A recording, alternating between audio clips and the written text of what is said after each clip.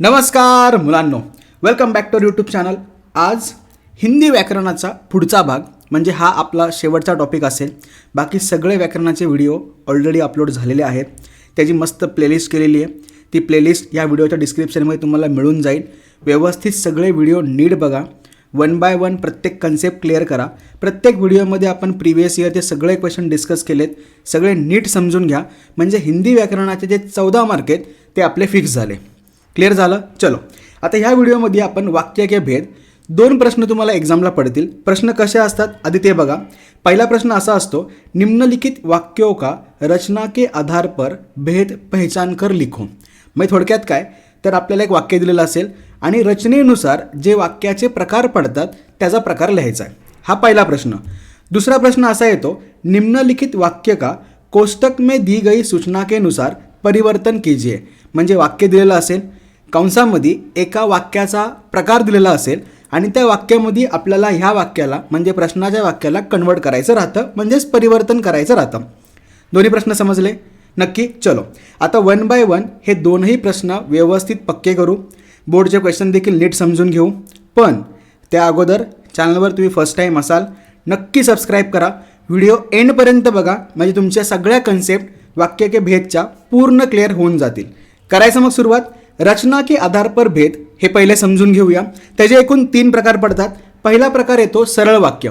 काय दिलंय बघा, जिस वाक्य में एक ही मुख्य क्रिया हो उसे सरळ वाक्य कहते हैं. थोडक्यात काय, एक सिंपल वाक्य असेल ज्याला आपण सरळ वाक्य म्हणणार. जसं की रूपा स्वभाव से तीव्र है. एक सिंपल स्टेटमेंट आहे, एकच क्रिया दिसतीये, तीच मुख्य क्रिया आहे, सरळ वाक्य झालं. पुढे बघा, हमारे शहर में एक कवी है. एक वाक्य दिसतंय, एकच मुख्य क्रिया आहे, एकच मुख्य क्रिया आहे, खतम. हे झालं सरळ वाक्य. कळलं? एवढं सिंपल आहे. आता पुढे येतं संयुक्त वाक्य. संयुक्त वाक्य म्हणजे काय, 2 या 2 से अधिक वाक्य, म्हणजे 2 वाक्य असतील किंवा 2 पेक्षा जास्त वाक्य असतील. और इसलिए तथा आदि समुच्चय बोधक शब्द से जुड़े रहते हैं उसे संयुक्त वाक्य कहते हैं. म्हणजे बघा, 2 वाक्य आहेत म्हणजे 2 क्रिया असतील आणि दोनही वाक्य और इसलिए तथा आदि या समुच्चय बोधक शब्दांनी जर जोडलेले असतील तर त्याला आपण संयुक्त वाक्य म्हणतो. वाक्य कळाली, कन्सेप्ट कळाली. आता उदाहरण बघा, मैं स्कूल आया और वह घर चला गया. 2 वाक्य होती, मैं स्कूल आया वह घर चला गया. दोन्ही वाक्य आपण औरने जोडली, बरोबर. म्हणजे काय झालं, हे संयुक्त वाक्य झालं. पुढे बघा, राधा बीमार थी इसलिए स्कूल नहीं आई. आता परत बघा, 2 वाक्य होती, कुणी जोडली, इसलिएने जोडली. पुढं, राधा को चोट लगी और वह रोने लगी. कुणी जोडलं, औरने जोडलं. मग थोडक्यात काय, संयुक्त वाक्य 2 वाक्य असणार आहेत. 2 वाक्य म्हणजे 2 क्रिया झाल्या. त्या 2 क्रिया किंवा ती 2 वाक्य और इसलिए तथा या शब्दांनी जर जोडलेले असतील तर ते वाक्य झालं संयुक्त वाक्य. 2 प्रकार कळले. आता शेवटचा प्रकार एकदम सिंपल, मिश्र वाक्य. जिस वाक्य में एक प्रधान वाक्य और एक आश्रित उपवाक्य हो उसे मिश्र वाक्य कहते हैं. आधी समजून घेऊ. एक प्रधान वाक्य म्हणजे ज्याच्यामध्ये मुख्य क्रिया असेल. दुसरं आश्रित वाक्य ज्याला आपण उपवाक्य म्हणणार आहोत. म्हणजे थोडक्यात काय, ह्याच्यामध्ये क्रिया असणार आहे पण ह्याची क्रिया समजण्यासाठी आपल्याला प्रधान वाक्य समजून घ्यावं लागेल. म्हणजे थोडक्यात काय, एक मेन वाक्य असेल आणि दुसरं उपवाक्य असेल तर समजून जायचं मिश्र वाक्य. उदाहरण बघू म्हणजे क्लिअर होईल. बघा, राहुल ने दुकान खरीदी जो उसकी माँ की थी. आता परत बघा, 2 वाक्य आहेत. राहुल ने दुकान खरीदी जो उसकी माँ की थी. आता हे सेकंडवालं जे स्टेटमेंट आहे हे समजण्यासाठी मला पहिलं वाक्य जे होतं ते वाचावं लागतंय, बरोबर. म्हणजे पहिलं वाक्य काय झालं, मुख्य झालं आणि हे काय झालं, उपवाक्य झालं. म्हणजेच हे कुठलं वाक्य असणार आहे, मिश्र वाक्य असणार आहे. पुढे बघा, यह वही शाम है जो बहुत बीमार रहता है. जो बहुत बीमार रहता है कोण, हे समजण्यासाठी पहिलं वाक्य वाचावं लागतंय. पुढे बघा, यह वही जोधपुर है जिसे ब्लू सिटी कहा जाता है. किसे ब्लू सिटी कहा जाता है हे समजण्यासाठी पहिलं वाक्य वाचावं लागतंय. म्हणजे ह्या ठिकाणी आपण समुच्चय बोधक शब्दाचा वापर नाही केला तर या ठिकाणी काय झालं, एक उपवाक्य आलं आणि एक प्रधान वाक्य आलं. अशी जर 2 वाक्य दिसली तर त्या वाक्याच्या प्रकाराला आपण काय म्हणणार, मिश्र वाक्य. क्लिअर झालं नक्की. तिन्ही भेद समजले. हे होते रचना के आधार पर वाक्य के भेद. आता उदाहरणं बघूया, म्हणजे आपली जी कन्सेप्ट होती ती क्लिअर झाली का हे समजून येईल. बघा, असा प्रश्न येणार आहे, पहचान करायची आणि परत लिहायचं आहे. पहिलं वाक्य काय दिलंय, इसी लड़की को पुरस्कार मिला. एकच वाक्य आहे, एकच क्रिया आहे, कुठलं होईल? हां, सरळ वाक्य. जमतंय? चलो पुढं बघा.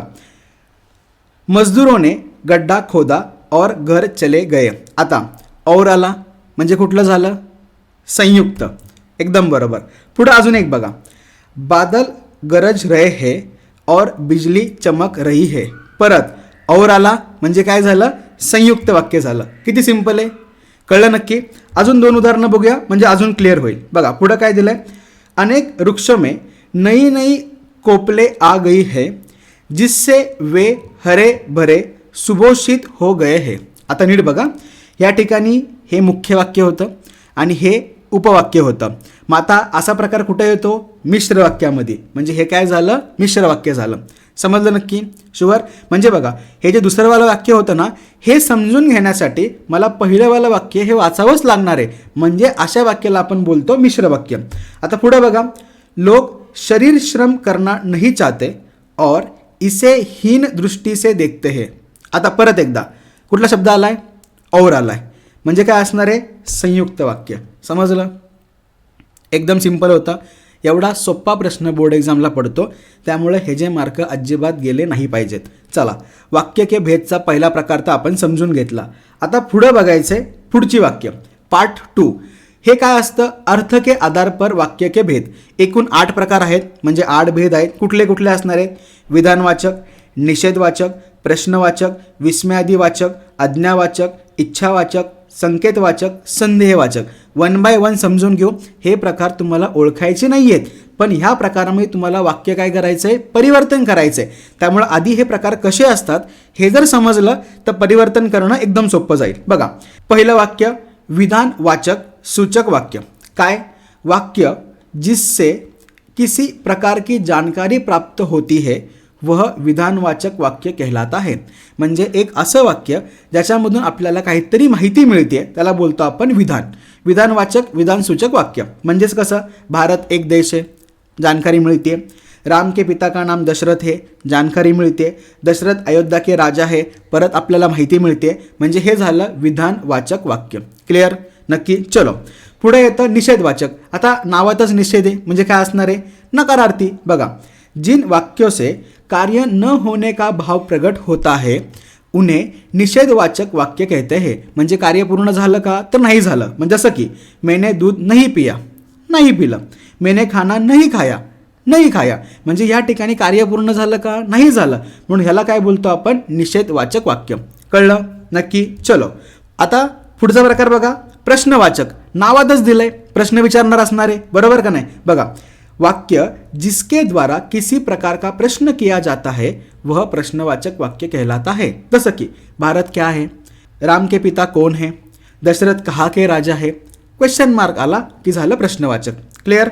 चलो नेक्स्ट, आज्ञावाचक. आता काय काय असणार आहे बघा, वह वाक्य जिसके द्वारा किसी प्रकार की आज्ञा दी जाती है या प्रार्थना की जाती है वह विधिसूचक वाक्य कहलाता है किंवा आज्ञावाचक वाक्य कहलाता है. जसं की बैठो, बैठिए, कृपया बैठ जाइए, शांत रहो, कृपया शांती बनाए रखिए. मी थोडक्यात काय आपण ज्याला ऑर्डरवाला स्टेटमेंट बोलतो ना ते या ठिकाणी येऊन जाईल. क्लिअर? नक्की समजलं? आता पुढचं बघा, विस्मयादिवाचक वाक्य. आता ह्याच्यामध्ये काय असणार आहे? तर भावना असतील. बघा, जिससे किसी प्रकार की गहरी अनुभूति का प्रदर्शन किया जाता है वह विस्मयादिवाचक वाक्य कहलाता है. म्हणजे थोडक्यात काय? भावना प्रगट झाली. आता उदाहरण बघा, आहा कितना सुंदर उपवन है, ओहो कितनी थंडी रात है, बल्ले हम जीत गए. म्हणजे ज्या ठिकाणी एक्सप्रेशन असेल किंवा गहरी अनुभूती का प्रदर्शन असेल त्या ठिकाणी असणारे विस्मयादिवाचक वाक्य. क्लिअर? चलो नेक्स्ट, इच्छावाचक. ज्या वाक्यातून आपण इच्छा, आकांक्षा, आशीर्वाद हे इंडिकेट करू ह्याला बोलणार आपण इच्छावाचक. जसं की भगवान तुम्ही दीर्घायू करे, इच्छा झाली.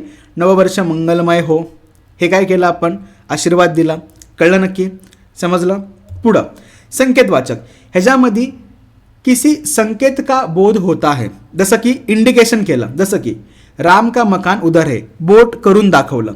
सोनू उधर रहता है बोट करून दाखवलं, हे झालं संकेतवाचक. क्लिअर झालं? नक्की समजलं? आता पुढचा शेवटचा प्रकार संदेहवाचक. डाऊटफुल असेल तर संदेह का बोध होता है, जसं की क्या वह यही आ गया.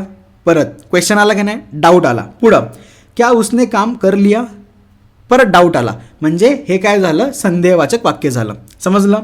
नक्की. चलो आता बोर्डला आलेले क्वेश्चन घेऊ, म्हणजे टॉपिक क्लिअर. आता टॉपिक क्लिअर झाला आहे. नक्की क्वेश्चन घ्यायचे, वन बाय वन क्वेश्चन बघूया, म्हणजे प्रश्न कसा विचारला जातो हे पण समजून येईल, परिवर्तन कसं करायचं हे पण समजून येईल. बघा पहिला प्रश्न, क्या उस गली में पेड़ भी है. काय करायचं आहे, निषेधवाचक वाक्य. आता म्हणजे काय करावं लागेल, क्रिया पूर्ण नाही झाली. मग उत्तर बघा कसं आलं. उत्तर कसं लिहिणार, उस गली में पेड़ भी नहीं है. कळलं? शेवटी काय वापरलं आपण, नाही वापरलं. निषेध करायचा आहे म्हणून नकारार्थी झालं. क्लिअर? नक्की. पुढं शाम को वह तुमसे मिलने आएगा. प्रश्नार्थक करायचं आहे. काय करणार आपण, क्या वह शाम को तुमसे मिलने आएगा. झालं का नाही? समजलं? नक्की. बघा क्या शाम को वह तुमसे मिलने आएगा. आता मी जसं मगाशी म्हणलं तसं केलं तरी पण चालेल, काही प्रॉब्लेम नाही. दोन्ही प्रकारे तुम्ही करू शकता. रचना बदलली तरी काही प्रॉब्लेम नाही आहे, पण वाक्य हे प्रश्नार्थक वाटलं पाहिजे. क्लिअर? नक्की समजलं? चलो अजून बघूया, म्हणजे अजून कन्सेप्ट बिल्ड होईल. काय दिलं आहे, तुम्हें अपना ख्याल रखना चाहिए. आज्ञार्थ बोलायचं. मग काय बोलणार, काय बोलणार, ख्याल रखो. बघा तुम अपना ख्याल रखो. समजलं? नक्की कळलं? पुढं बघा, मानू इतना ही बोल सकी. परत प्रश्न करायचा आहे, क्या मानू इतना ही बोल सकी. समजलं? नक्की. इझी आहे. फक्त तुम्हाला काय करावं लागणार आहे, मी जे आधी टाईप सांगितले ना ते नीट जर समजून घेतले तर हे वाक्य परिवर्तन करणं एकदम सोपं आहे. आता अजून 2-3 प्रश्न घेऊ, म्हणजे कन्सेप्ट एकदम पक्की होऊन जाईल. बघा काय दिलं आहे, कितनी निर्दयी हूँ मैं. विस्मयार्थक वाक्य करायचं आहे. मग काय होईल, सचमुच मैं इतनी निर्दयी हूँ. कळलं नक्की? अजून बघा, सचमुच कितनी निर्दयी हूँ मैं. वाक्यामध्ये तुम्ही इकडं तिकडं जरी केले ना शब्दांची रचना तरी पण चालेल, पण जो मेन प्रकार होता तो मात्र तसाच राहिला पाहिजे. क्लिअर? चलो अजून एक बघा, शेकडो मनुष्यने भोजन किया. प्रश्नार्थ, क्या शेकडो मनुष्यने भोजन किया. आलं का? समजलं? नक्की. चलो अजून 2 बघूया, म्हणजे कन्सेप्ट एकदम पक्की होऊन जाईल. मैं आज रात का खाना नहीं खाऊंगा. आता ह्याला करायचं आहे विधानार्थी वाक्य, म्हणजेच हा नाही शब्द नको आहे आपल्याला. म्हणजेच स्टेटमेंट कसं होणार बघा, मैं आज रात का खाना खाऊंगा. सिंपल. कळलं नक्की? शुअर? चलो आता शेवटचं उदाहरण, तुम्हें अपना काम खुद करना चाहिए. परत आज्ञार्थ करायचं आहे, तुम अपना काम खुद करो. झालं. इझी होतं. दोन्ही प्रकार समजले. वाक्य के भेद, रचना के आधार पर ते पण पाहिलं, त्याच्यानंतर अर्थ के आधार पर ते पण पाहिलं. 2 प्रश्न तुमच्या एक्झामला येतील. ह्या 2ही प्रश्नांचे मार्क आज एकदम पक्के झाले, व्यवस्थित तुम्हाला समजलं आहे. आता या व्हिडिओच्या डिस्क्रिप्शनमध्ये हिंदी व्याकरणाचे जेवढे काही व्हिडिओज चॅनलवरती आहेत त्याची प्लेलिस्ट केलेली आहे. ते व्हिडिओसुद्धा नीट बघून घ्या, म्हणजे तुमचे हिंदी व्याकरणाचे 14 मार्क फिक्स झाले. बाकी व्हिडिओ कसा वाटला कमेंट सेक्शनमध्ये नक्की सांगा. व्हिडिओला लाईक करा, तुमच्या फ्रेंड्ससोबत शेअर करा. Bye bye, all the best.